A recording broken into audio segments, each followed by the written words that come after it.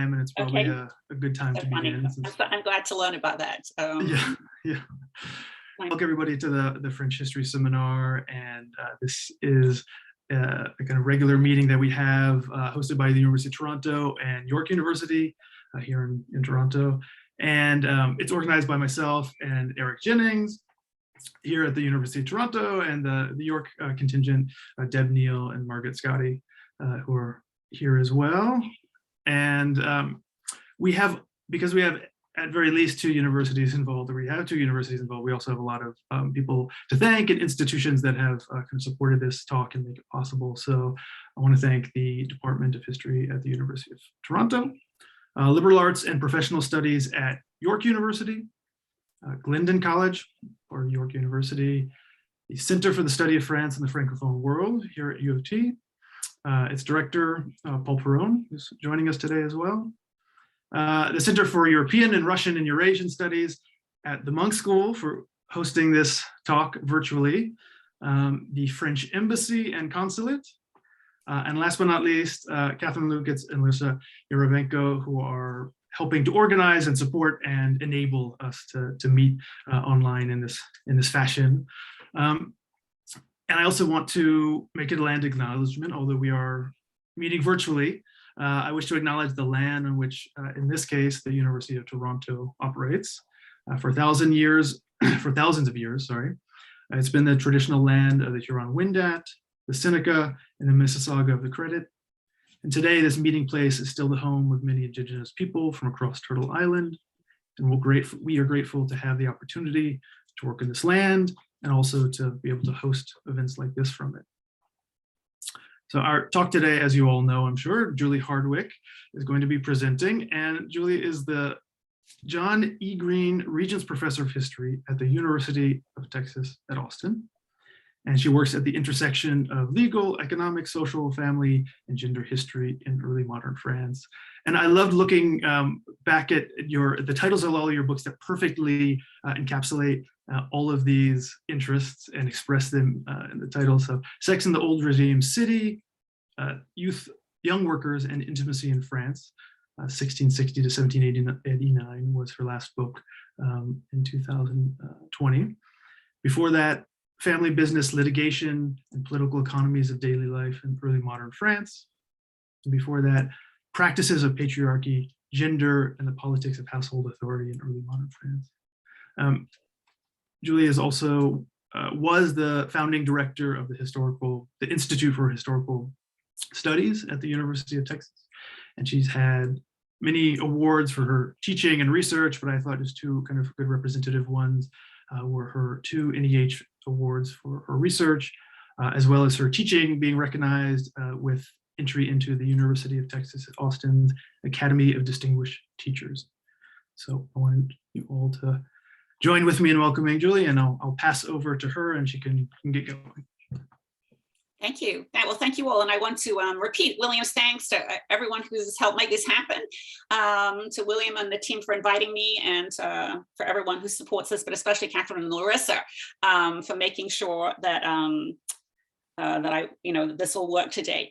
I was just saying to them that I'm so glad when William asked me, he said, do you want to come in person or to be on Zoom? And I said, on Zoom. And I was thinking I made such a good decision, and I think sure it was a good decision. But I was just talking to our young adult daughter who lives in London now. She got a master's in the UK last year, and she's contemplating whether she wants to do a PhD. And she just chewed me right out on the basis that it's much better for young people and networking to meet in person. And so I acknowledge that, and I'd be super happy to talk to any of you for a bit afterwards on Zoom, or just email me and we'll set up another time. And you don't even have to be a junior person. I'd be very happy to chat. We won't be constrained by our technology in that regard. So let me just see if I can follow Catherine's instructions for sharing the screen here. Is that okay, Catherine? Yep, you're good so far. And can you make it full screen? I can.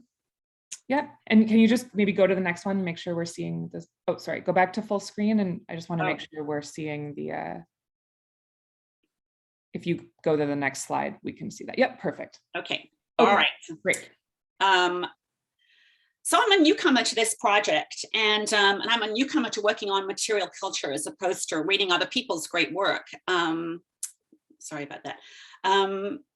So I would love and appreciate and acknowledge all of your suggestions.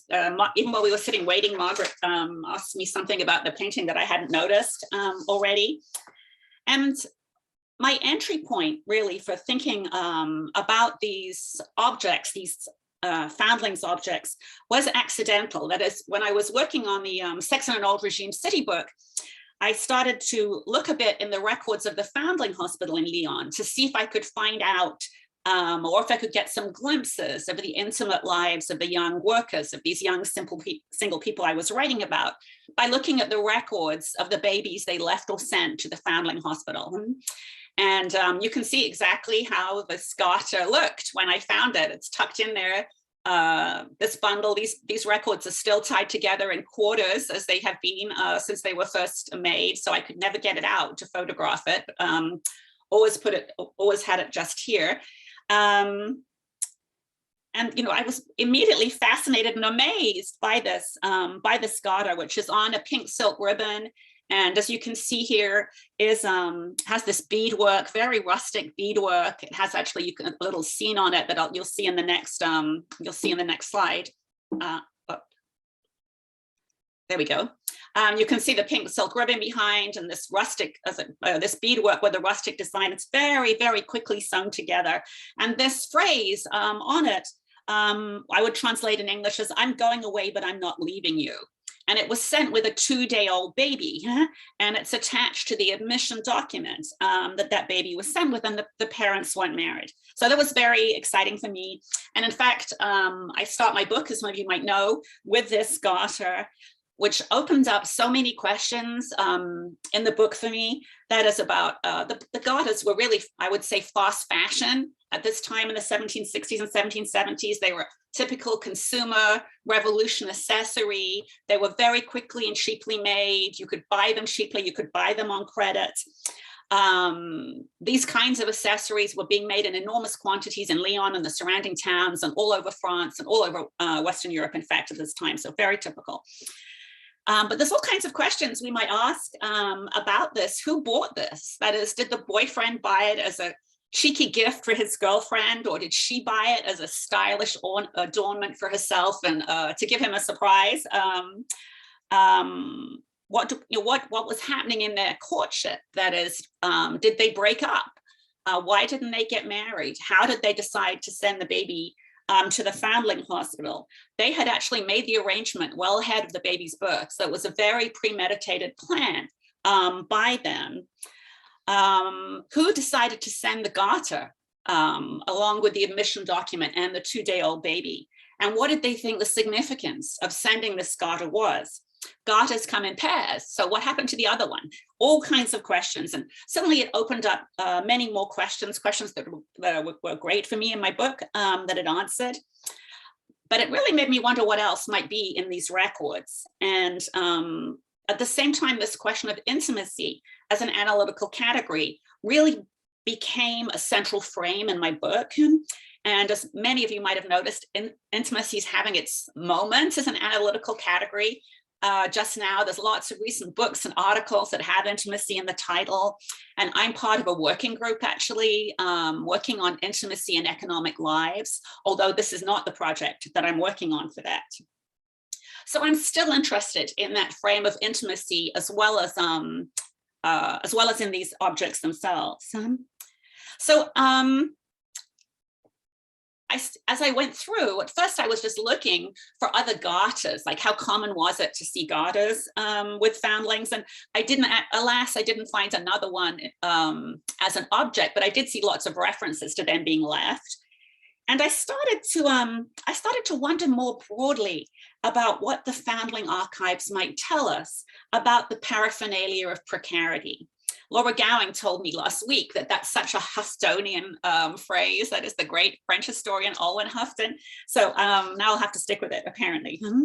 That is what they can tell us about the paraphernalia of precarity and the lives of the working poor. That is about their intimate histories rather than their demographic patterns or their labor experiences and so on.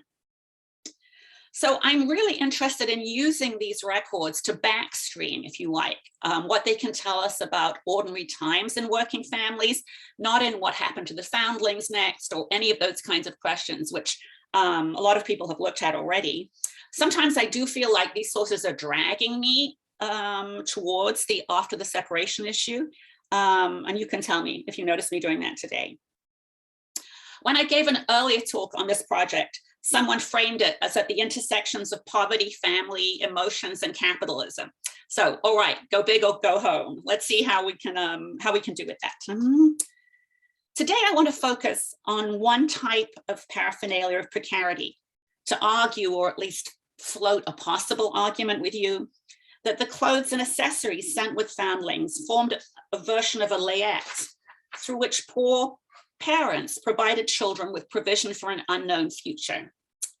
These layettes open up for us the possibility of exploring precarity in working families from various angles. They may let us examine the emotions of working poor households through a material and experiential lens. I explore what the parent provision of layettes might suggest about working family participation in the consumer revolution. The clothes on children's bodies were embedded in credit and debt networks and practices of textile workplaces. And recurring family separations of various types constituted a daily risk and indeed perhaps sometimes mundane reality, although sometimes a trauma. And that this daily risk was a central part of the emotional climate of working family life. I want to suggest that these layettes, as part of the paraphernalia of poverty, may have a particularly gendered or particular gendered emotional association based in customary legal precepts as well as daily lived experience. So I'm going to talk about one such layette here. And as I put at the top here, Marguerite's layette. This wasn't the actual layette, of course, but these are clothes like the ones that were described. So Marguerite was found at 6:15 one evening in 1767 at the door of the Foundling Hospital in the city of Lyon, France's second city, as everyone I think here knows, with a note on a scrap of paper. My name is Marguerite. I was baptized in one of Lyon's parish churches. My mother died, and that's why I have been brought back from my wetness to have recourse to the mercy of the rectors of the Hôtel Dieu. The Fandling Hospital in Lyon was housed in a big welfare institution that also housed the elderly, the sick, poor women who couldn't afford to pay a wetness to live with their babies there. So it was a kind of multifunction social welfare institution. We want to recommend me to someone who will take care of me. Perhaps one day the hospital will be compensated. I have on my head a flannel caplet and an Indian one, Indian meaning a cotton print. 2 little shirts with a jacket between them, 2 old wraps, one yellow and one red, a toile blanket, probably patterned as toile usually was, a strip of textured fabric that was used to swaddle the wraps. And you can see that the middle one with that strip of fabric wrapped around the baby that's swaddled inside, and a blanket around my head. I'm aged 8 months and a few days. This note literally summarized the defining events of Marguerite's short life. Nothing was unusual about her trajectory, whether it was living with the wetness or maternal mortality, or the way she was dressed in a cotton print, this Indian cap over a flannel one with the patterned cotton livening up the outfit.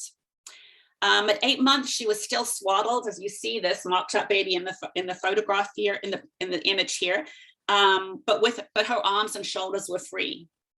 The note leaves out the parental decision-making that led to her being dispatched to a wetness, probably in a nearby village when she was a couple of days old, as most newborns of working families in Lyon were, and the paternal decision-making following the death of her mother to bring her back into the city and charge her to the Foundling Hospital. It also omits the centrality of female labor as the pivot in this trajectory, that is, in the form of women's labor being essential to households getting by financially, and thus necessitating the use of a wet nurse and helping to pay for that wet nurse. And the hired wet nurse who was doing this infant care work in order to help support her own family. And the note also elides the process of acquiring and styling these clothes. It erases the parent author decision maker, her father, presumably, and voices an emotional plea from the child about a need for help in terrible circumstances. And it makes us wonder about the emotional landscapes of families where such experiences were routine. So I'm hoping to use this archive, this Fandling archive of scraps and fragments, as a window into intimate family histories of the working poor, to reflect on what they might suggest about their material and emotional cultures. These are scraps and fragments, both in terms of what literally survives in the archives and in terms of working families' intimate lives. And the admission records are of this institution, the Hotel Dieu, here you see it today. This is the big 18th century wing of the Foundling Hospital facing onto one of the big rivers in Lyon. The door on the other side is on the other side of the building. And this is a door where many babies or children were left by the door or in the square in front of it, or on streets and porches very, very close by. Ironically, is that the word I want here? This institution, the Foundling Hospital and all the other welfare services it provided, became a hospital in the 19th century. In fact, when I was first working in Lyon, which I think was in, I don't know, too long ago to remember, but when I was first working there, it was still a hospital, and then it was vacant for a long time. And now it's been remodeled, remade as a very expensive 5-star hotel, the Intercontinental. And, you know, they've retained a lot of architectural features very nicely, but the spirit of dead babies, because mortality of infants who were sent there was extraordinarily high, and of poverty is, of course, you know, completely elided. And when I went in for an overpriced cocktail to see what it was like, I thought, you know, I think most people who come here probably think this was a palace, and there's a kind of all kinds of erasure there that are interesting and troubling, I think. So these scraps and fragments offer us this window, I think, into the lives of the working poor, and through that into the lived experience of precarity across many dimensions, from emotions to disability. I'm not sure that's a spectrum, but all kinds of topics. The fragments and scraps are compelling. They're often heartbreaking. They're elliptical, and they suggest an often elusive side of ordinary families' lives and economic transition. So I'm curating these scraps and fragments into 3 streams. That is objects that are in the archives, like my Garter, objects that are described in the admission documents, whether the official record that the official at the institution drew up, or the documents, the notes that the parents left. And I'm also looking at the notes, and I'm interested in the notes because I regard them as a form of life writing from ordinary working people that's very rarely extant for us today, but also as objects in themselves. And today I'm not going to talk about the life writing aspect, although we can talk about it in the Q&A if you like, but about the notes as objects. So these layettes, as I described them, included objects that were in very widespread circulation among families in the among Lyon's working poor in the 1760s. Besides clothes, which are described in great detail, and I'll talk a bit more about that, these included playing cards, cheap religious images, ribbons, garters, medals, lottery tickets, and books, as well as many varieties of paper that were used for the notes. Sometimes the layettes included a pillow or a mattress, and more rarely a cradle or a box. That is, layettes demonstrate the kinds of items that routinely circulated in working families in the 1760s, even though very few of these items survive for us today. Most of the objects in these layettes shared all the qualities we associate with consumer revolution commodities. They were newly cheap, they were newly in wide circulation, they were newly broadly owned, They were often imitative of more expensive goods. They were available on credit. They were frequently repurposed and reused in a much longer standing practice. Even paper, the material of the notes, had become a consumer commodity, being much cheaper, available in many different forms, and also often being repurposed as the paper used for many of the notes were. I can tell that lots of the notes had been used for a different purpose previously. I want to use the term separation rather than abandonment in thinking about the dynamics that we see revealed here. Because the use of the Foundling Hospital was one of many forms of separation that were common in working families. And I think it's more productive to think of the Foundling Hospital as part of the spectrum of daily separations or of recurring separations. High infant childhood and adult mortality, of course, routinely fragmented households. Most working families in Lyon sent their newborns to wet nurses, just like Marguerite was sent to a wet nurse. These were usually outside of the city, women outside of the city. Older children moved between households, whether between households in the city or from surrounding rural areas into Lyon. And they found work as servants, apprentices, manual laborers in what Laurel Ulrich calls labor trading of teenagers. So the pressures of making a living that required both spouses to commit their labor. And even with two adults, working families were in a constantly precarious financial position. So uncertain employment, ill health, rising rent or food costs, even credit or lack of access to credit because you borrowed more than you could repay and it was difficult for you to get any more credit. These were constant risks.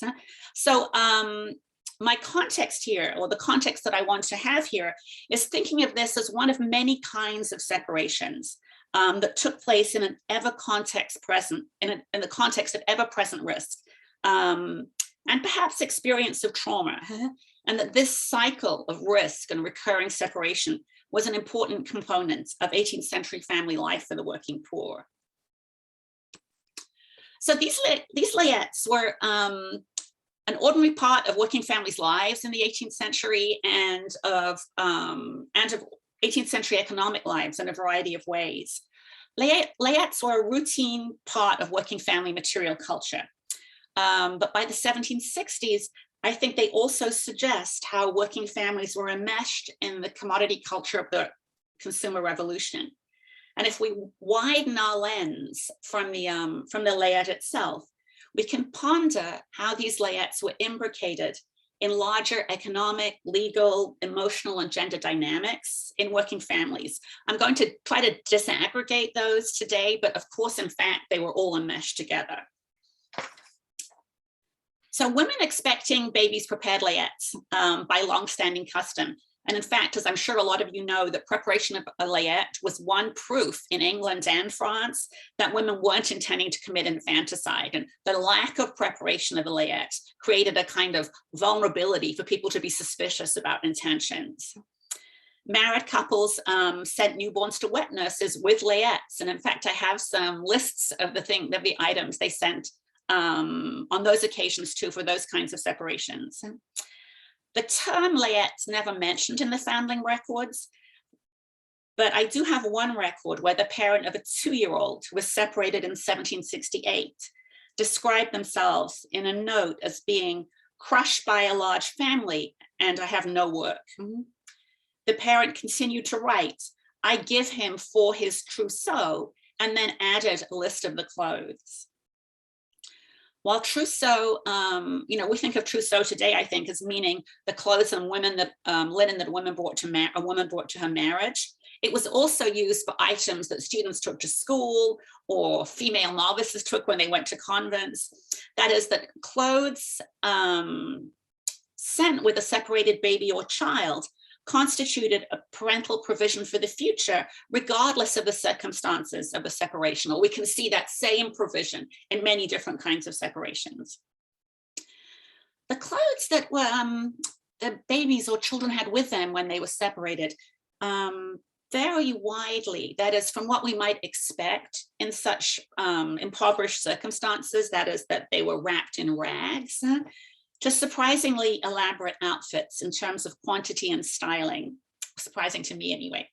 3-year-old Benoit, for instance, had been dressed for the separation and her future life. She wore 3 pieces of headwear, half of a cotton handkerchief with a blue and white squared pattern on top of an Indian, that is a print cotton cap.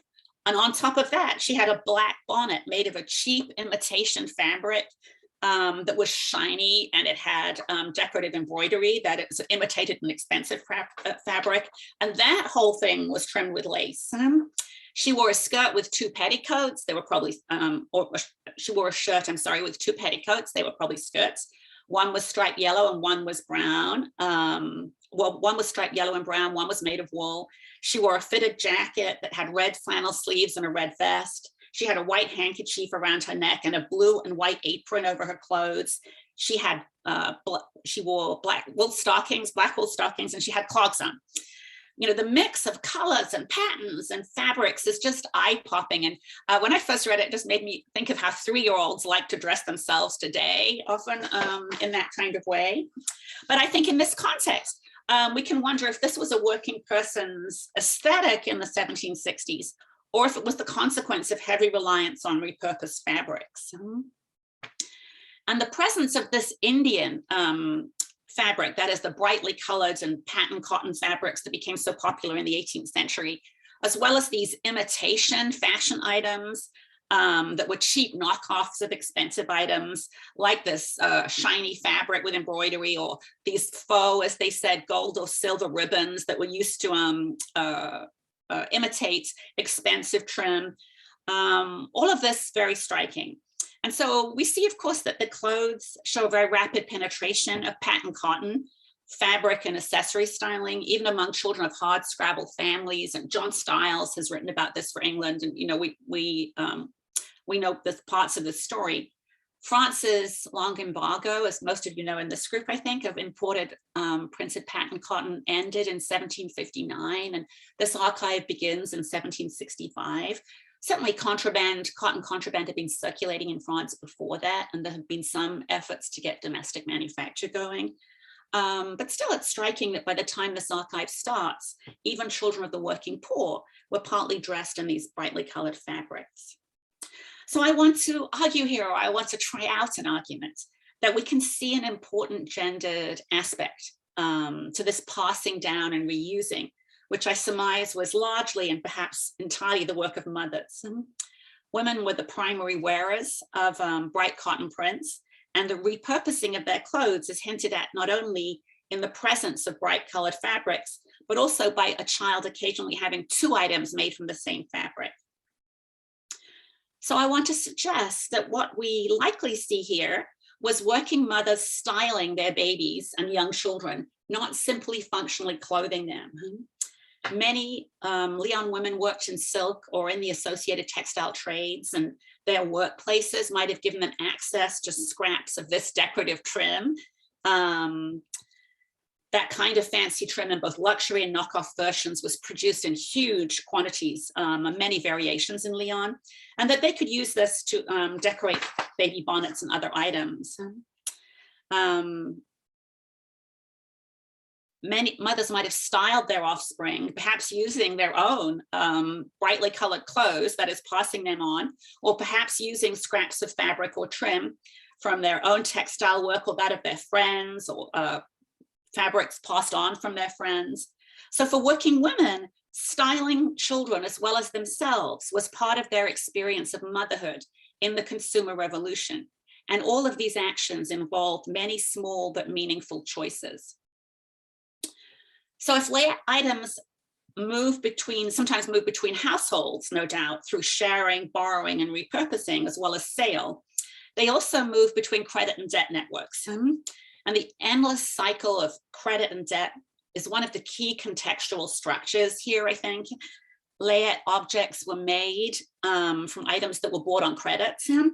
children were separated in part because of debt. That's oversimplifying, I know, a complex series of exchanges.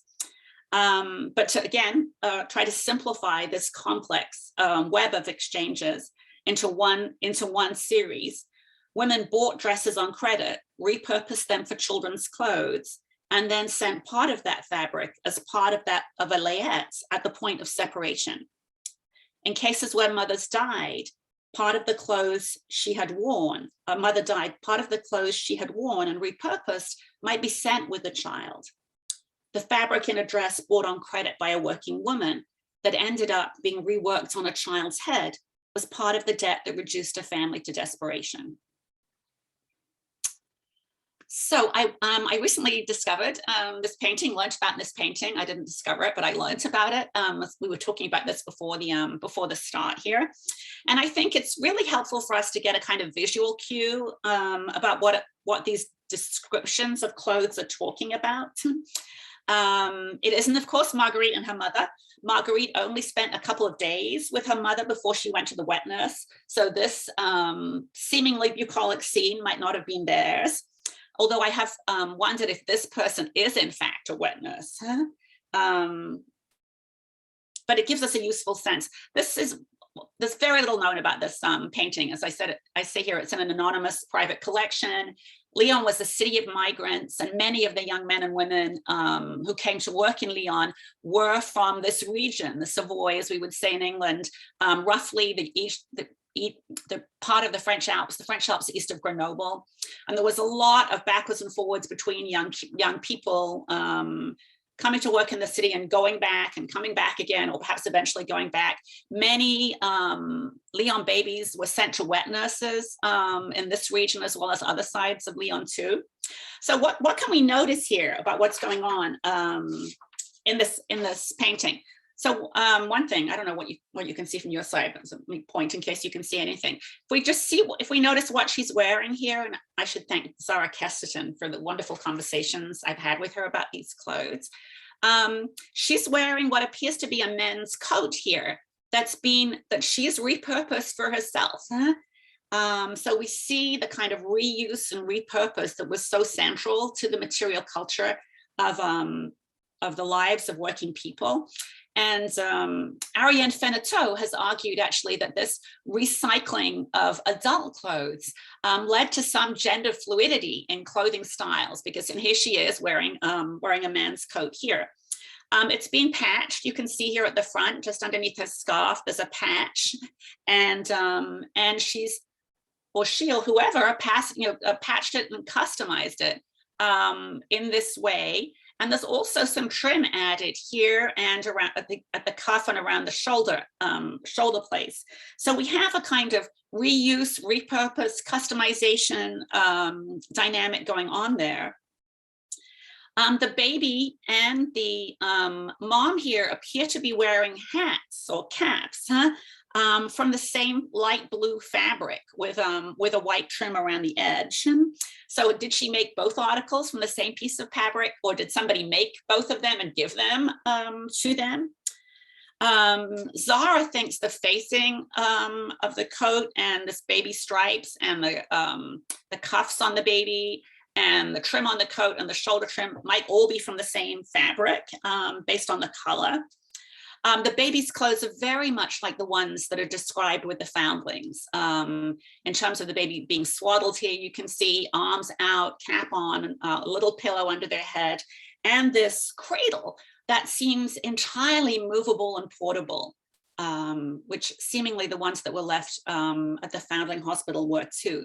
So I'm very excited to have this kind of visual illustration of what I'm talking about here. So that's the clothes. Let's just talk for a minute here about the layette accessories. And many of the layette accessories, or all I think of the layette accessories, had the same qualities as the clothes, in the sense they were commodities that had been repurposed and reused. They were often customized, and that the breaking down of the steps of the social life, as we say, of these items from production to archive suggests changing uses and meanings. I'm just going to show you some of my favorites here, or tell you about some of my favorites. Many of the accessories had qualities that seem that are to me endlessly fascinating, and as I said at the start, sometimes heart-stopping for me. But they're also, like my garter, tantalizing and elliptical. The baby's bonnets were often trimmed with black lace. Was that a baby being in mourning, or was it fashion, or was it the trim that was available? There's a recurring use of hearts and ribbons. You can see here a heart drawn on the note that had been written, and also a heart that had been cut out of a playing card. Another one of my favorites is a tin heart that was hung on a black ribbon around a baby's neck. And all of these hearts and ribbons were symbols of love. What about a bouquet of myrtle that was left with a separated baby? There's this endless range of these kinds of things. Here I'm just giving you a close-up of one of my favorite notes. As you can see here, the paper seems like it's being repurposed from something else, but it's been so carefully customized that it was folded into quarters, and then the corners were cut off to create that shape, and a diamond was cut in the middle. And then all around that, these different little phrases were written, identifying details about the baby and so on. I don't know if any of you remember doing this when you were young, but we used to make these little paper fold up things, and then you would like do this game with them in your hand and say something, and then you would open them, and each one would, have a different little phrase or so. And it really reminds me of that kind of device. And there are other things that are amazing in the world we live in today. One baby was left with a regimental button on a ribbon around his neck, and the baby was 2 days old. And alas, the button wasn't included. But with the miracle of Google, I was able to find out from the number on the button what regiment it was, and what the time period of the button and the action of that resident was, and so on. So all very interesting. So this what kind of backstories we can spin from all these records, constantly interested. But for me, the challenge is to figure out what they might say about the intimate family histories of precarity and the emotional elements of those lives. So one of the things that I'm thinking about is about Layettes' intimate family practices. Obviously, there's a vast historiography of material culture and a vast historiography of the history of emotions now. And there's a vast historiography actually of material culture and emotions. And I'm not going to attempt to summarize that for you all here. Lots of the kind of key players here: Rosenwein, Stiles, Ahmed, Barclay, Holloway, Griffin, Sophie White, many others. Except to say, I do know it exists, and I've been reading it for much longer than I've been working on these objects. And these historians' ability to work with an endless variety of different scraps and fragments is amazing and inspiring for me. Griffin's call for a material and experiential approach to the emotional lives of working families in the HR a couple of years ago was important for me, even though she draws a different conclusion about the emotions of family life that I'm making here based on 19th century England. Joanne Beggiato used the term portable emotional paraphernalia in Sally Holloway's edited collection, Feeling Things. And the portability of all the types of items that I'm talking about is really striking to me. And all the Layette items, the clothes, the accessories, the notes, share these same qualities. And they're really, customization is really at the center of that, whether it's in choosing, writing, drawing, folding, making, attaching, dressing, finding, seeing, or saving. All of these items share those same qualities in terms of the way that they have been handled and processed and chosen. And yes, we also see here a powerful set of ritualized practices for how to separate a child, even in the poorest families. And it seems to me that just as Layettes were prepared before birth, good parenting in this community meant preparation for separations too. And I would argue that the ritual of preparations involved in Layette creation and then in the wider separation, in the process of actual separation after you've curated the Layette, after they had created the Layette, was emotional as well as conventional. That is, I think there was a kind of performance of respectability here. That is, in a conventional performance of respectability. This is what you should do if you were going to separate one of your children, whether for this purpose or another. I also wonder if it was a way of processing, for parents processing what they were, processing the decision that they were making and the event that was happening. I wonder if it mitigated grief or guilt for the parents.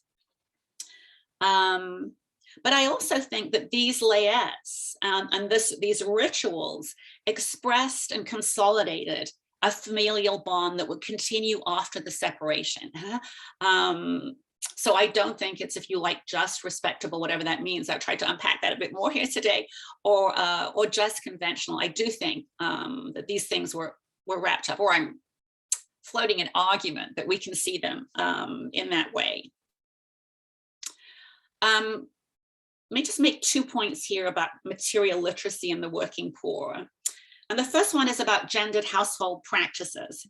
Can we speculate that these Layettes, clothes certainly, and perhaps the other items, gathered, styled, and then sent with a separated child, involved a kind of gendered emotional labor through the work of gendered household practices, where mothers were provisioners, stylers, carers, customizers, and through the legal and customary context.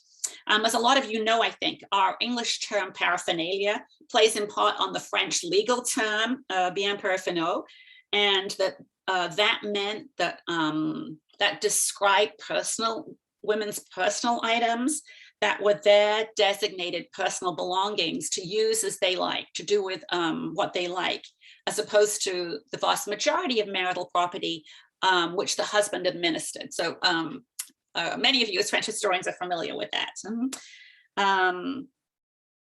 It's really striking to me that no value was given to these clothes, either by the parents when they listed them, or by the institutes, by the Foundling Hospital administrators when they made the admission record, when they very carefully described the clothes but didn't assign any value. And so I'm thinking that these gendered household practices and the legal context, or I'm wondering, suggest a kind of double meaning to women's right to the enjoyment, jouissance, of such property. That is, it was both pleasure, although jouissance also has some other meanings in French, as you know, and their legal right to use, and that these came together with these kinds of gendered household practices to make this this provisioning something that was, particularly gendered, a particularly gendered kind of emotional labor. And also then on the emotions of precarity, it seems to me that provisioning was a key value for working parents. And it was a value that had a kind of multivalent resonance. It was emotional, it was logistical, it was practical, it was predictable, and it was respectable. So let me just wrap up here with, I think, 4 last observations. So children's Layettes provide us with a window into the kind of cycle of crisis and constraint that characterized working families' immersion in precarity. They made some choices about how they styled the children, for instance, but they were forced into others, like deciding that they needed to separate from one child, and which child to send to a foundling hospital. It was quite unusual for all the children to be separated, although sometimes they were separated serially a few months apart. And also even to decide which ones would go to a wet nurse and which ones would stay at home. One of my most striking primary sources of all time, I think, is a little notebook where Leon textile merchant, modest, above working families for sure, but not by any means wealthy.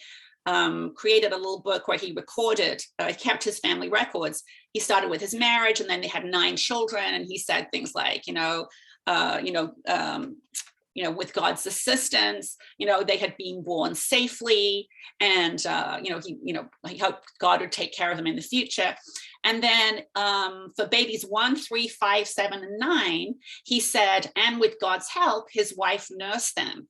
But what babies 2, 4, 6, and 8 were sent straight to the straight to a wet nurse. So much we could say about that. But all of these were involved decisions, all of these kinds of separations. Clothes and accessories like hearts and notes and ribbons were intimately part of consumer revolution commodities, but they were also emotional objects as well as functional and style opportunities for these families, even in the hardest of hard times. Even in these circumstances, what we see with the Layettes, carefully sent with separated children, is an intent to provide for the future, a future that was unknown and uncertain. I want to acknowledge here the constraints as well as the choices. Most of you know, I think, that E.P. Thompson sharply pointed out long ago, early in the consumer revolution historiography, that the acquisition of goods didn't necessarily change other important features of people's working life, especially persistence of poverty. In fact, in Leon, the economic crises of the late 1760s and early 1770s, which were frequently referenced in the notes left with separated children, closely correlated with the accelerating popularity of cotton prints, because cotton became more and more popular even with elites. The demand for the kinds of luxury silk that was at the heart of Leon's economy dropped very quickly, and that caused a huge crisis for Leon's workers. The significance of choice, as many of you know, has been at the forefront of the historiography of the consumer revolution, even more so than when Thompson started complaining about it. And colleagues have been asking me whether I think the consumer commodity aspect of this paraphernalia of precarity sort of accustomed people not only to the quick and frequent choices of the consumer revolution, but if this experience and practice with choice also shaped decision-making, parent decision-making about whether to separate a child and which child to separate from a sibling group. One of my colleagues who's very sharp just said, they're making these quick decisions all the time. What makes you think they're not just, making quick decisions about these separations too? And then what the emotions of such choices were. I wrote in the AHR and elsewhere about the lack of choice many working people faced in the consumer revolution, that is their inability to participate, and the risk that changing fashion posed to livelihoods. And I wrote about a family in Leon, a little microhistory at the core of that.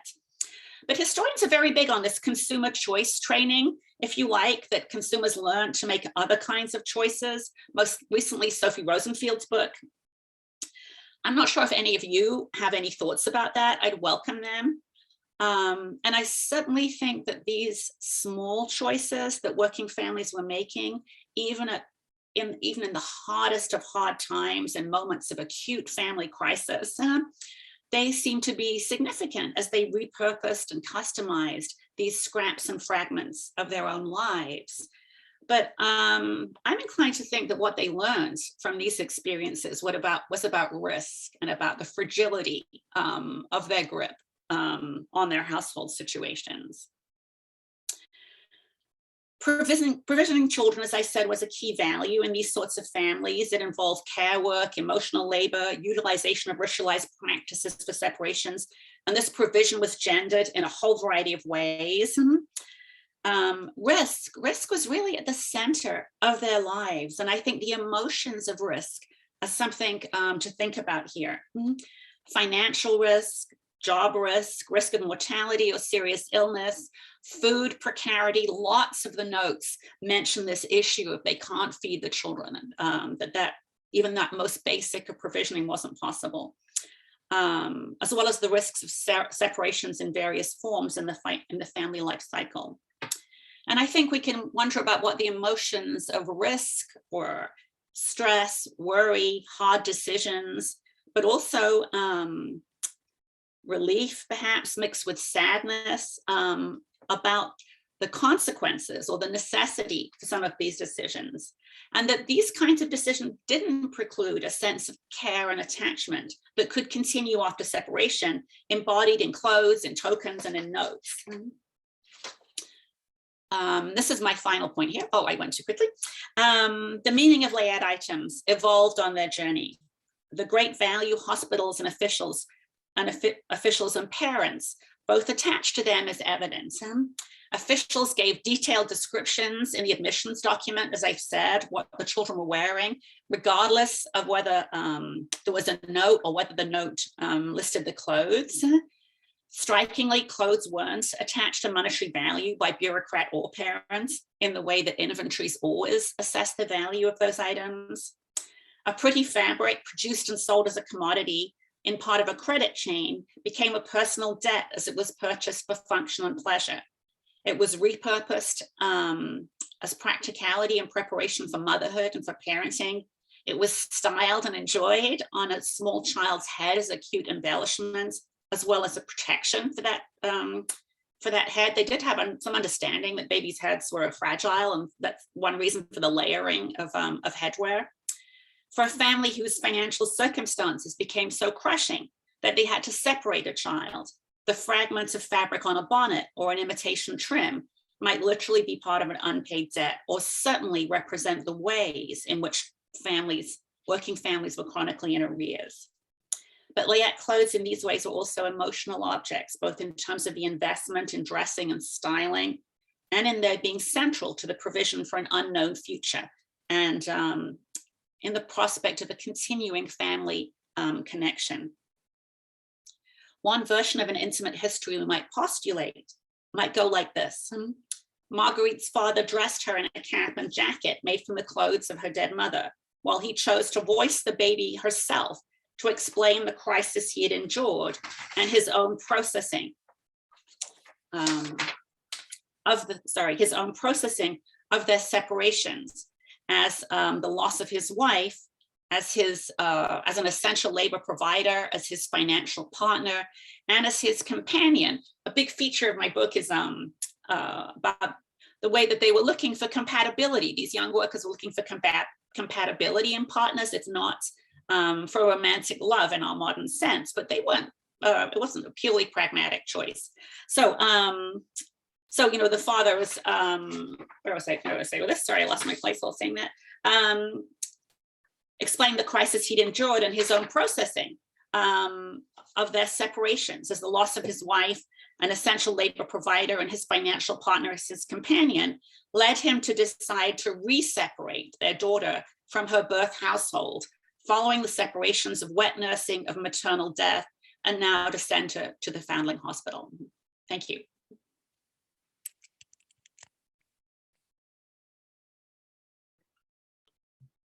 Great, thank you so much, Julie. I think at this point, if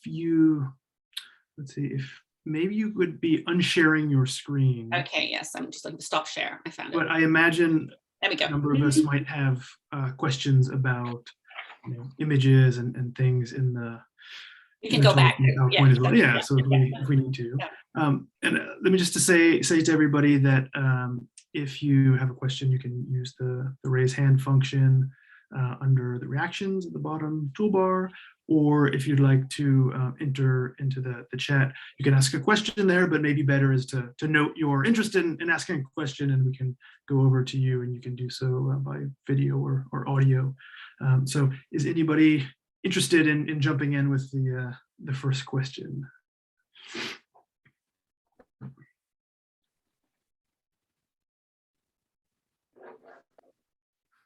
Yes, Sarah Bean. Julie, thank you so much. Can you hear me? Hi, how are you? Good to see you. Oh, good to see you too. I really enjoyed your talk. The sources you have found are just so wonderful, really so evocative, and yeah, I'm jealous. They're just such amazing sources, and I really appreciated the way you were seeing this as an intersection of so many different transitions or developments in the 18th century. And I really appreciate the notion of risk. And hard choices, and it's so hard to read the emotions behind those choices. I'd be interested if you could talk about the notes that were left as eco documents. Yeah. You did mention that just in passing, so I'm poking you on that. But Yeah. I'm also wondering about parenting and history of emotions. I mean, I also am looking at single mothers in a similar context in Geneva, do find really clear evidence of emotional bonds forming between mother and infant, and then the mother having to abandon the infant, but hoping for the best for the infant, definitely. But I also I'm so wary of sort of transposing modern notions of parenting, and especially modern notions of motherhood. Yes. And I noticed that in Sex and the City, you do address this a little bit, but you sort of avoid it because you're really more interested in the intimacy between the couple. Yes. And so I'm just wondering how to reframe that without ignoring emotions. And we don't want to go back to Lauren Stone, right? But at the same time, recognizing that maybe for some of those families, it wasn't a hard choice, or it was a choice that they could respectably make without it being heart-rending. So is there like a range of emotional? I want to write that down, that they could make that choice without it being heart-rending. I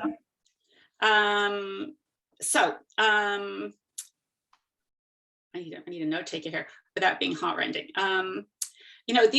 These are really important questions, and I'm glad you like the risk and all of those things. So the notes are entirely problematic, right? There's so many things about the notes that are problematic. One is that they're anonymous, almost always anonymous. It's very rare that the parent signs the name, although often I notice the Foundling administrators are able to determine later who the parents were, perhaps by going back to the parish register, because as in the case of Marguerite, they'll say like, I'm 8 months, a few days old, and I was registered in one of the parish churches. And it seems like they can find that out, because sometimes the administrators will, do give the name of the parents. And the notes are so varied. One of the things that's, that I'm interested in the notes is this repurposing of paper. Like, quite often you can see it must have been torn out of a little book they're using for keeping accounts, because the hand-drawn lines are on there, and so that's a kind of a link to the work they were doing, and then, using it for this purpose. Or there's other kinds of writing on there that you can tell it's repurposing. So the notes, as a life writing genre, let me say, if we just turn to that for a minute, they're enormously varied. A few of them, some of them would be very few words with very, I would say low level functional literacy. Some of them are these very elaborate letters, and the genre varies enormously.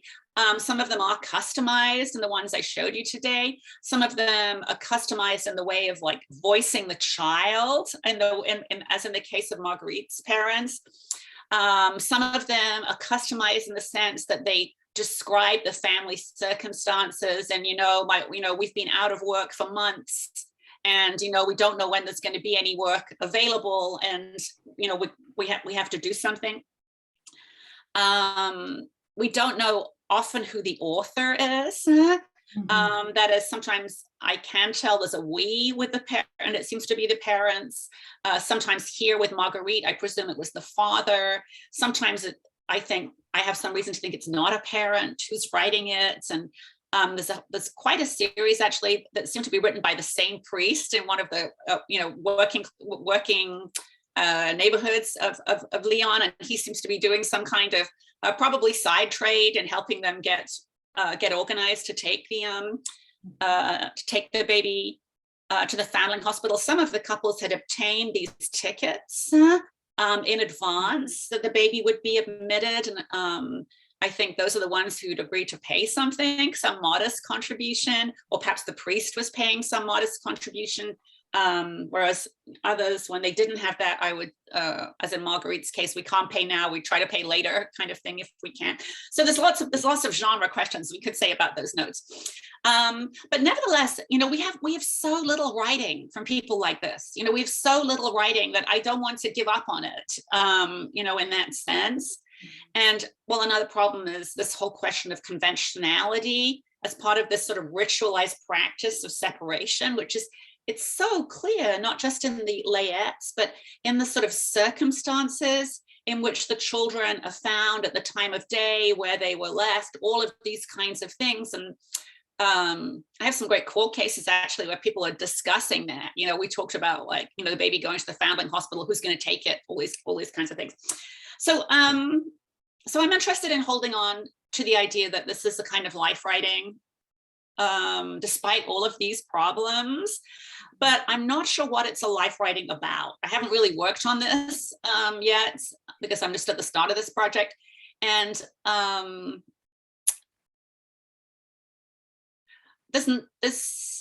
I would say this very rarely a written articulated emotion.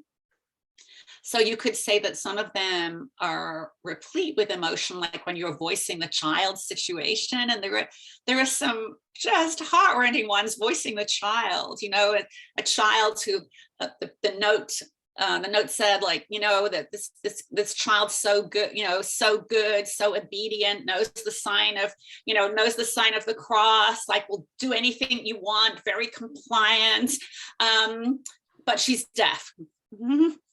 And, parents have gone on pilgrimages to try to fix this, have tried all of these kinds of things.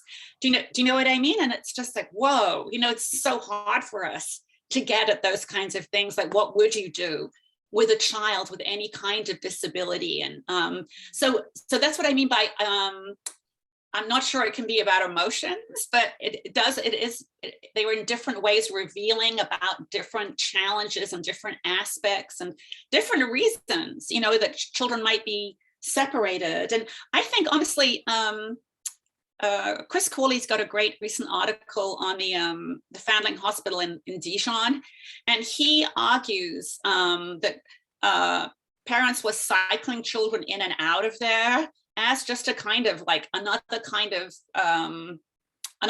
parenting tool, basically, to oversimplify the argument there. And that's one reason I like the phrase separation rather than abandonment or whatever as a frame. They were constantly making decisions about separations. And so when we think of that, we're just like, whoa, leave your baby at a Foundling hospital. But for them, they were sending 2-day-old babies to wet nurses. Do you know what I mean? So the sort of normality of separation as part of their household life, as their family life, I think that's a really important frame for thinking about what this experience might have been like. I'm not really answering your question here, except that Emma Griffin's article in the AHR, which is a really good one about materiality, lived experience, for trying to get 19th century British working family emotions. She basically said, the pressure of precarity crowded out any room for love. The challenge, literal challenge of getting by, crowded that out. And she's using these memoirs of kids who grew up in those families, and she's backstreaming the memoirs that people wrote as adults or as older people to get back at women's, what it was like, the parent-child relationship, the mother-child relationship, and that's a really complex task too, of somebody writing a memoir 60 years later and, and going back from that. So we all have our own source challenges, right? But I don't think, so I guess what I would say to your excellent question is that we don't have to think that they didn't have any emotion, that their emotions weren't the same as ours. Do you know what I mean? And all this provisioning, I think, is very replete with some kind of investment, emotional investment. Do you know what I mean? I do. I totally agree. I think there's obviously a range, right? Yes. Well. Yes. Yeah. Thank you. That was a great answer. Thank you.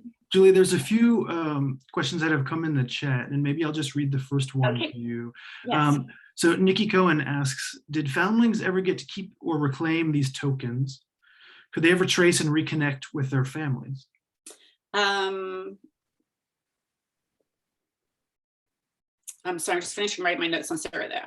Sure. This is a great question, Nikki, about, because partly this is a question of, you know, if there is some kind of sense of like ongoing emotional connection through the objects, you know, which is I'm sort of trying out here. Well, how would a kid ever know that, right? You know, is it all about the parent? You know, can feel like I have a sense of connection. I've got this garter here, and that kid's got, you know, is going to get a garter when they grow up, or might the child find something in that? In principle, when children graduated, as it were, from the Foundling Hospital, they were usually, when they were teenagers, they would be apprenticed, if you like, a formal agreement. The young women usually as servants, and the young men to learn some kind of, you know, trade as apprentices. And there's a lot of contracts about those surviving, actually, for if anyone wants to work on that, for teenagers. The trouble with that is that the mortality rate was fantastically high at the Foundling. What happened actually when they were left at the Foundling Hospital is they're processed, as we would say, and assessed. Quite a number of babies died right there. But the ones that, babies who didn't die right there were sent to these wet nurses, just like the babies of working couples were sent to wet nurses, you know, to the Hotel Dieu, the Foundling Hospital, contracted with wet nurses, but they were probably living next door, or they might have been doing, like, you know, babies who hadn't been at the Foundling Hospital too, intermittently. So there's a kind of merging there of what happens, whether the families did or didn't separate the child to the Foundling Hospital. They were all separated then and went to wet nurses. The mortality rates are astronomically high, astronomically high. So what happened in the vast majority of these cases is that, you know, baby died, or the child died. I mean, the number of them who graduated, if you like, you know, was very small. The proportion was very small. So sometimes parents did come and get them. And, you know, in the life writing of the notes, sometimes parents would express that hope. And this is a well-known feature. People who've looked at Foundling hospitals and other places have noticed that sense that the parents would say, you know, I hope we'll be able to come and get this kid when the times are better. Not always, but sometimes they said that. And sometimes they did do that. And you can see that in the records, that sometimes children were retrieved later. So then there could be a kind of family, what would we say today? Family reconsolidation or reconstitution. But that was unusual. I think it was unusual. I have seen a few fascinating cases where the children came back as adults and they wanted to have those records for one reason or another. And my favorite of those is somebody who came back and said, remember, like, I was christened as a boy for these complex reasons in my community, and that's all in the record. And people knew, but actually I'm a girl and I want to get married. And so, you know, I need to have that all sorted out. And that's my favorite of all of them. But you know, so very occasionally, a kid as an adult would see some reason why they wanted to have those records and come back. But I've never seen anything about them returning the items, the objects to them. And, you know, there are many more objects described in the records than are still extant in the archive. And so whether those were ever kept, whether they were just lost in the various, you know, institutional shifts, or people thought this is a box of rubbish, we're going to throw this away, or it's really hard to know what happened. But yeah, I would love to know what happened. Okay, another question. This one from Philippa Campsey asks, says that you talk about separation from family, but many foundlings were born to unmarried mothers. Is this evident from the records? Actually, most kids in the Foundling Hospital were from married couples. Statistically, that was the biggest group in Lyon. So certainly there were, as with my Garter couple who stopped my book, like they were unmarried and they used the Foundling Hospital. But in that sense, for young couples, there was no shame to use the Foundling Hospital because married couples were using the Foundling Hospital all the time. So it wasn't, you know, it wasn't a problem. And in some ways, I think people would probably prefer that young couples who weren't married use the Foundling Hospital rather than, think about something that wouldn't, infanticide or any of those things. Do you know what I mean? And so I'm sorry, I lost track of the question about the unmarried versus married. Yeah, exactly. So you talk about separation from family. Yes. But many foundlings were born to unmarried mothers. Yes. Is this evident from the records? Yes. So we can see, as I said, certainly plenty of unmarried parents. Sometimes I know from other records that the unmarried father had negotiated getting one of those tickets to have them in, or the priest had negotiated it for them. So it's not at all the case that even when the parents were not married, it was like a single woman in crisis, like abandoning the baby there. Although I'm sure that happens sometimes too. Lots of babies were, as I said, their parents were married, or children, their parents were married. And it's hard for me to know. I mean, on the one hand, there were all this sort of performance of this sort of conventional respectability. It fits in with patterns of provisioning with other kinds of separations. One thing that's striking to me about it is if they don't have a ticket, they usually leave the baby or the kid, and they leave them in a very ritualized way. That is, they leave them in a place where they'll be found very quickly. So that's sort of a part of it. But I'm like, okay, why don't they just take them to the door? Why does this part of this sort of ritual of separation involve, putting the baby on a step somewhere, or putting the baby by the door? One of my favorites actually is this record of a complaint from a baker complaining that people are constantly leaving babies on the bench outside where his bakery was, and where he also lived, of course. And his wife was getting really annoyed, and he wanted the people who ran the Fandling Hospital to do something about that. One of my students actually made a database of that, of the locations, and we noticed that, and we thought, well, obviously, because if you leave a baby in the night outside a bakery, workers are working through the night at the bakery, so the kid is going to be found very quickly. And I can see in the records these same locations recur over and over again.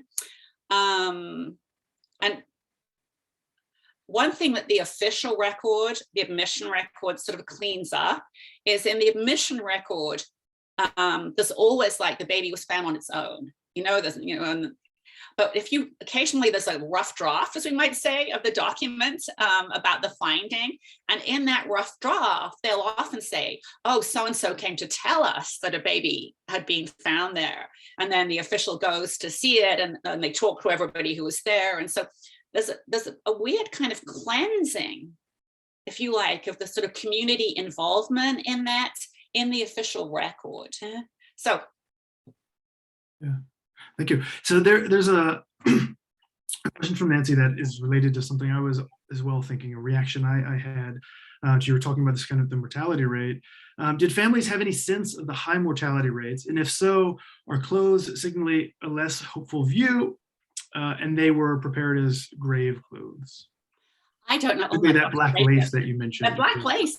I talked to Sally Holloway about that. If you know her work on England, and she thinks it was. I mean, it was an intentional mourning thing. She wants me to correlate. I haven't had time yet. Are these babies whose a parent has died that are wearing the black trim, the black lace trim, or is it does it seem more random? Who asked this question? Was this Nancy Christie? This is Nancy. I think so. Nancy is yes, Nancy Christie. Okay. No last name was given. So I think that parents must have known, because if we look at the basic numeracy of these kinds of people, then numeracy was very good. And you can see that in all kinds of ways. In another project, one of the things I'm working on is ordinary people's account keeping, and they weren't perfect numerically, but they've often just using the cover of the account book or the inside or the back as this sort of scratch edition of what do we say, stacking today, so, a stacking for edition, and they're almost always right there. The basic numeracy was really good. And I know we have all these ideas about the average their age and so on, rather than being specific in the modern sense, but So I feel like they must have known, like this family who sent, who kept baby 1, 3, 5, 7, and 9 at home and sent 2, 4, 6, and 8, to a wet nurse. Did they notice that they were much likely to, less likely to come back from the wet nurse? And this was a way really of controlling their family size. On the other hand, I've talked to people who also work on this, like Matthew Gerber, for instance, is obviously a book about bastardy in Paris in the 18th century, even though he's really interested in bastardy as a legal and political problem rather than in practice, if you like. We've talked about this a lot, and he feels completely convinced that parents didn't realize the difference in mortality rates, and that, if your wife's nursing the baby, there's, you're having kids dying anyway, and then, you send the baby to a wet nurse, and, some of the kids there die. And so, I think he's a very well-informed person and very thoughtful, and I don't know what to do with that. I'm not sure. I feel like they must have known, but it could be that they were so soaked in infant and childhood mortality as being a normal part of family life that it didn't stand out to them in the way, that we imagine, to go back to Sarah's initial point here about how they would have processed and observed things in a different way than we do. I think that's possible too. Mm-hmm. Yeah, Julie, this also makes me think, I was particularly in relation to the black lace and the kind of question of what it might symbolize, but also how you might be able to kind of pin down some of this. I was thinking of, death, there being many types of ways that death was thought about, and many types of death in the old regime, not just in a sense natural death, the most obvious one, but kind of forms of social death. Yes. I was also recalling Paul Friedland's book, which is a very different thing, but about executioners, about capital punishment. Yes. And I was recalling the ways that they oftentimes were made to wear certain adornments to that's right. publicly acknowledge their relationship to this act and to death. Yes. And it just made me think of the kind of, I wonder about the breadth of those kind of symbolic adornments. Obviously, so much of it is going to be black, but beyond color as well, what can be said about those? Oh, that's a great link. I'm going to look at that a bit more and think about how to do that. Thank you very much. I was also thinking about the giving over the child as, not only acknowledging possibly their death in the sense of natural death, but also their, this kind of symbolic dying and the emotional recognition of that, that's going on, right? So it's kind of, because I think even if they didn't think this baby's going to die right away, or this little kid is not going to make it to apprenticeship, I think for most of them, who knows? One of my colleagues has I'm trying to think, this argument about artisans in the early modern period. This is Neil Campbell, that they were very future oriented, and that future orientation is like, I need to think more carefully about what that means for these families. Whereas, we tend to think, maybe they're just trying to get through the next week. In those, and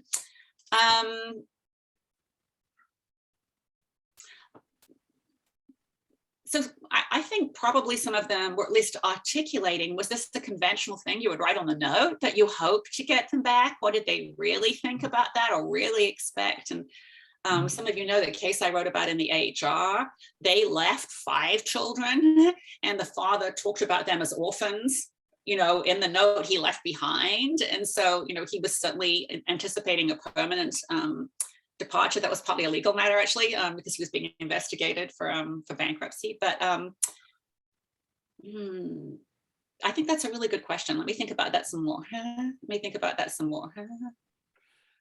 I also was wondering if, kind of thinking about these questions in this very particular sense of these cases in Lyon, I also wonder what kind of use you've made, or how this can be related to other circumstances, particularly in something like the history of emotions. There's such kind of questions of, as has come up already, that like can we ascribe them the same kind of emotional reactions as they, as we Yeah. have? Obviously, this is this kind of big question that in some ways probably leads to all kind of false binaries. But Yeah.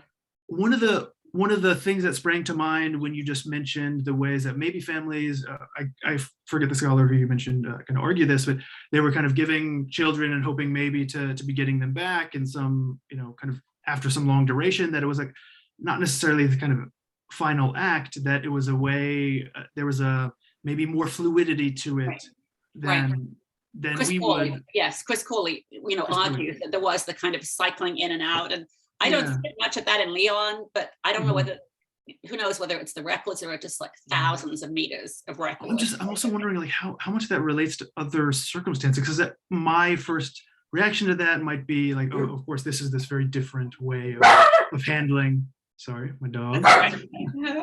Of handling this. So I certainly think the emotions are different, right? So when we're talking about parenting, as Sarah was saying at the start, I think their emotions are different. I don't think, just like their sense of partnership with their intimate partners was different. Not like modern love or whatever, romantic love, as I say at the start, I certainly think it was different. I'm not really persuaded, or perhaps I don't want to be, by Emma Griffin's article that, that poverty crowded out, any room for a kind of positive emotion or affection there. But it's really hard to, so what was that? What was it then? The kinds of emotions that that were available there. And it's a challenge, definitely a challenge.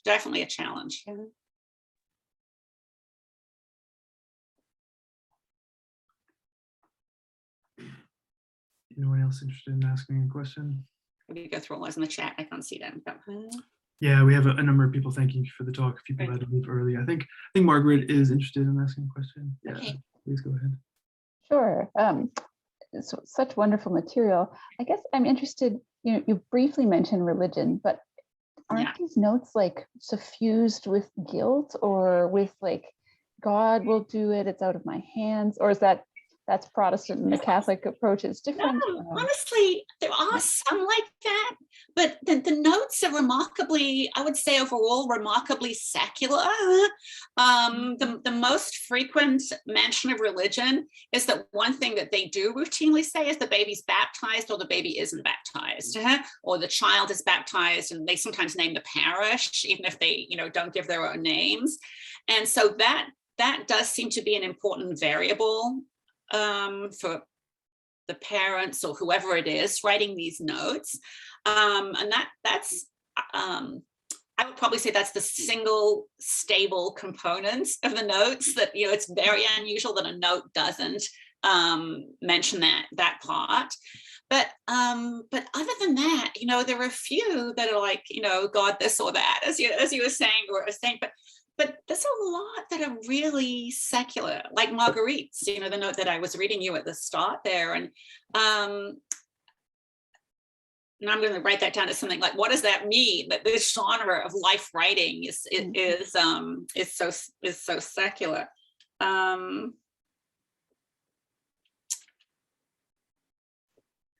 even the ones who aren't baptized, I'm like, okay, what does that mean that they didn't have this baby baptized? Because my young couples, even when they weren't married, they, very often had the baby baptized, and very often the priest registered the baby as legitimate, as long as the father was there, the priest would go ahead and do that. But I only recently found out actually what the cost was of having a baby baptized. And so sometimes I think the ones that haven't been baptized, it's just they would have had, but they didn't have the money, just like they don't have the money for anything else, to pay the priest. And so, but there's definitely, I think they probably thought, maybe they knew this was local knowledge, or they whether it was true or not, it was local knowledge, that the children were treated differently if they were baptized or not. And I think that explains that. If the admissions officials thought the baby wasn't baptized, or couldn't confirm it. As I said, there's a weird way in which they often obviously have a network where they can mobilize, like we've got this baby here that was this old and registered in this parish, like this name, you know, who is it? That they did rebaptize them, and some officials renamed them, even when the parents had given a name, but other officials didn't rename them. So that wasn't an institutional commitment to that. But I think for parents, that was mainly about the sense that they're going to be treated differently. So, you know, that I have noticed actually this absence of religion, and I'm not sure what to do with it really, because it's quite unusual actually for them to have any. I mean, it does happen, but it's definitely not standard. What does that omission mean? I don't know. Yeah. And I'd love to talk to you more in the future about the numeracy thing, because I find that in the Netherlands earlier, but not yet in France in the 18th or in the 17th. So that's interesting. That's interesting. Yeah. No, I'd love to talk about that too. Let's definitely do that.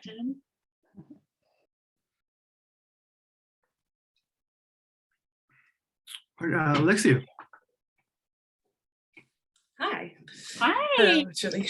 How are you? My intimacy partner here. Connecting on the line. So, this is not what I'm doing for you, by the way. I'm doing something different for you. Whatever you want to do is perfect.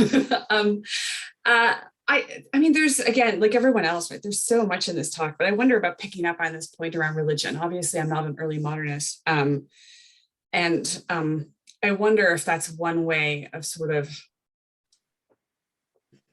I suppose this is gonna sound quite silly, because so much of what you're talking about is so specific, but also so much of what you're talking about, I could easily see transposing to sort of the lives of the popular classes in the late 19th century, right? So I wondered about thinking about that religious aspect and that like a possibly sort of very specific religious worldview, especially around views about the future and risk, being something that gives the kind of 18th century or 17th century-ness to the story. You know, I just finished reviewing a book about sort of the material history of the lives of the popular classes in sort of 1880s Paris. And there's so many similarities about sort of, you know, seeing these fragments of mass culture, seeing the consumer revolution, you know, reaching more groups of people, trying to read sort of this, you know, a sense of lived experience into these material fragments. And so I suppose I wondered then if there's something methodologically about the areas where this book that I just reviewed and your work overlap, right? Either in, you know, in material culture history, that pushes us, and maybe it's emotions and that kind of sort of false binary that William was mentioning, right? But that pushes us to this sort of, I don't know, collapsing of time frames, right? So kind of, we end up jumping and putting these things together. And I suppose, you know, another way that I see that tension, right? That sort of that tension and sort of, you know, it's just the challenge of the field. How do we go around doing this kind of practice? But also this tension in what you're doing in terms of trying to kind of restore the, I'm not sure what word you use actually, restore, reconstruct, recover. These are all really laden in terms of like your methodology, right? Restore the kind of eventfulness of these moments, while also recognizing that it forms part of this fabric or this landscape of sort of routine, right? Sort of being like, this is trauma, but it's also, or it's potentially trauma, but it's also recognition of sort of the ordinariness of these things, right? So you have that, you almost need the momentousness for the ordinariness not to become, as you point out in Emma Griffin's article, right, this emotional deadening. You need to be able to say that so you're almost trying to find like the emotions of routine, and then again you get that in your archival practice. Sorry, I'm talking way too much, right? You have these scraps and these fragments, but the scraps and the fragments are in fact evidence of this incredibly generalized phenomenon, right? That most people in the community know about, that have these huge institutions set up to deal with it. So in fact, in some ways they're literal scraps, they're material scraps, but they're not really, you know, the extensive accounting of the clothing of babies is an actual sort of very systematic archive. So I don't have a question in any of that. It was That just was to say great. that, That I just see the difficulties that you're navigating, but maybe then if there's a question, it would be sort of like, what's the 18th century flavor? And maybe maybe there does have to be some sort of discussion of religion, but maybe that's just a modernist trying to say, isn't it just all about Catholicism? That's a great rumination. Anyway, I really appreciate it. And I think one of the ways in which we can think about it is that poverty is just grinding. It's grinding at any time. People have been this sort of precarity, the experience of precarity varies in the particulars, but the grinding is always a part of it, and the like household crisis for kids, everything else is always a part of it. I really like this emotions of routine and emotions of ordinary life there, but this issue of ordinariness and eventfulness, actually, partly because I'm living in Texas at a time of of SB 8 and the abortion bill here and everything that's going on with that. And there's been a lot of talk about how ordinary the experience of abortion is in women's lives, and that's a really important thing. And yet for most individual women,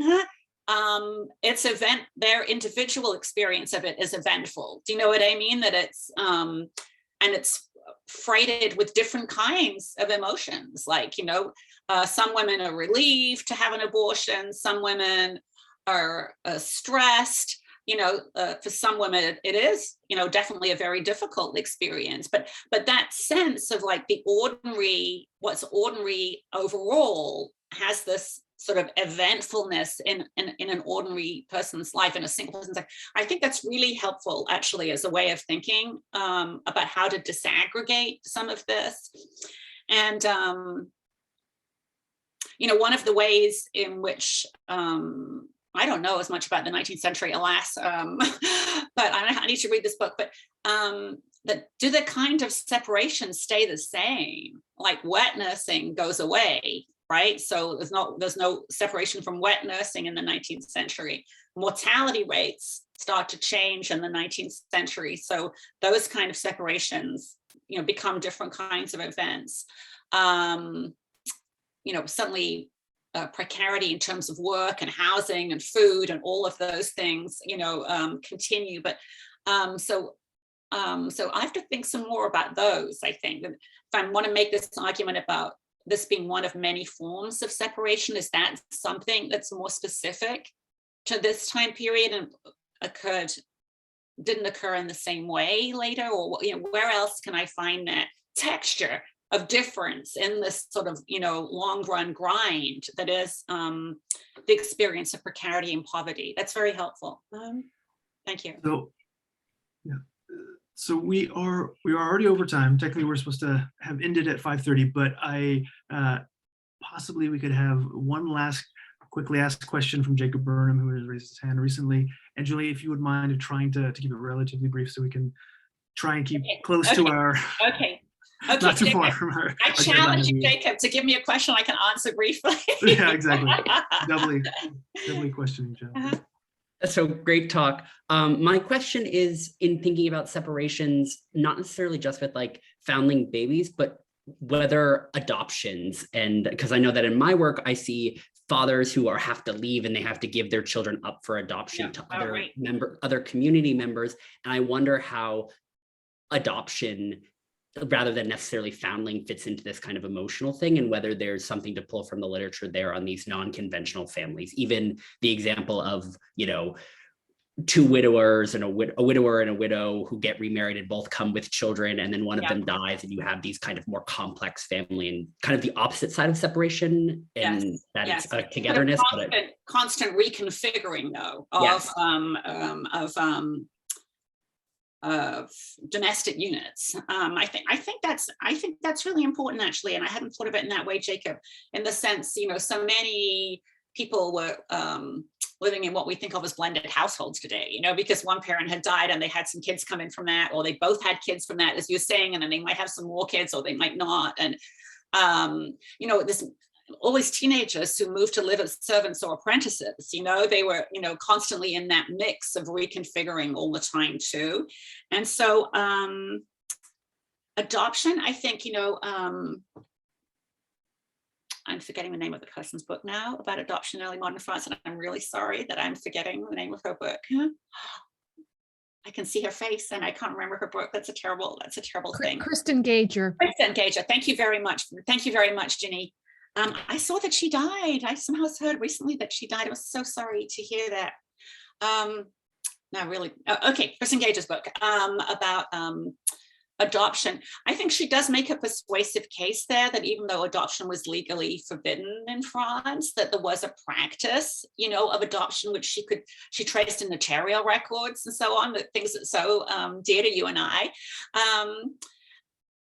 So I think that is another example of that kind of separation, but I think that's really definitely also a continuum with like when somebody's apprenticed and they go and live with somebody, that's a different version of the same story. There's a legal contract, in that case, or with a young woman working as a servant, there wasn't usually a legal contract, but there was certainly a clear set, if you like, of conventional practices about how that relationship was going to be. So I think it's very helpful for me to think about even more kinds of separations or reconfigurings than I've thought of so far, actually. Thank you very much. Okay, Julie, I think we need to leave it there. Okay. Obviously, all of these questions, these wonderful answers, It was so helpful for me. reflecting this really rich material. Let's all give Julie a big hand. Thank you very much. Thank you all for coming on a Friday afternoon, and have a great weekend, everybody. Bye.